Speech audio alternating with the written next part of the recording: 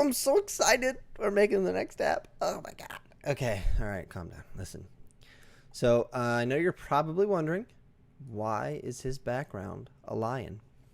And if you think it's because I'm fierce, that's not it. It's actually because this lion and I have one thing in common, and that's facial hair. So yeah, that's pretty much really all there is to it. So let's get started on our weather app, and to do that, we are going to open Terminal. I don't know if you guys know what Terminal is. I'm just kidding. I know you do. I'm going to go to my desktop, and then I'm going to go to React Native Projects, because that's where I make mine.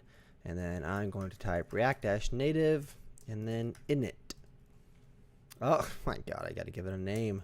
I think we should call it the best weather app ever.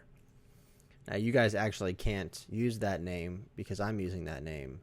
And so you guys can do like the second best weather app ever and like the third best weather app ever. And then the fourth, because there's probably like no more than 3 of you watching this, but that's okay. So we're just going to wait for React Native to finish reacting natively. And I'm going to open a Mountain Dew. If you knew me, you would know that Mountain Dew makes up about, I don't know, 60% of my blood. Okie dokie. Oh, well, looks like the latest version of React wasn't installed, so that's going to go ahead and install too. Don't worry, that only takes a sec.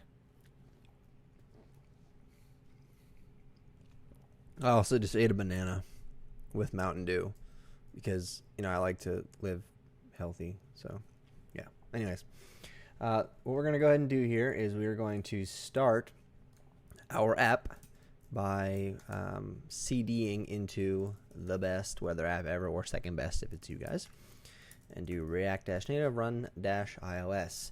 If you haven't watched any of my other videos, you might not know that I work almost exclusively in iOS for React Native development. It's just because, it takes a lot less time to configure stuff in iOS than it does in Android. That's just my personal reason. It may not actually even be true, but I'm pretty comfortable in Xcode. So yeah, we're gonna work in here for now.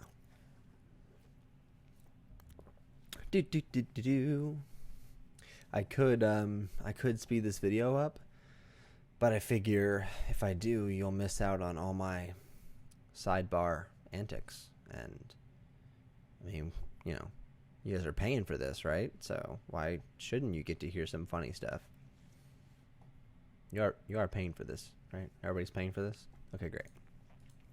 All right, the best weather app ever is loading, and I am sure it's going to be done by the time it loads, which didn't make any sense. Aha! Okay, fantastic. We have a welcome to React Native screen, and before we actually start getting into any development, the next thing we need to do is go ahead and sign up for the Weather Underground API.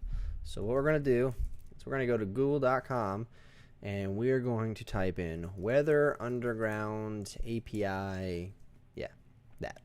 And then we're going to go to the first website, which is wunderground.com/weather/API. And we need to sign in to get started. Now, I already have an account, so I'm going to use my account. But all you need to do is sign up for free. And I'm just going to put a fake email in here just so that you can see what it looks like to sign up. I'm going to agree to the terms of service and click sign up for free. It's not a real website. Should be though, right? But it's not, so it's not really going to work. Anyway, now that the email's been entered, it says email already exists. And of course, you're going to have to actually go to that website and, verify your email address and whatnot. Once you actually get logged in and you have a verified email address, we need to go ahead and get our API key. Okay, so that's kind of another important thing. Otherwise, there's really no point. Anyways, so to do that, once you get logged in, just scroll down to Weather API. See it right there at the bottom of the screen. And we'll go to Key Settings. And there is your key ID. Okay, now I know what you're thinking. Oh my God, he just showed his key ID. Well, that's like such the bad thing to do.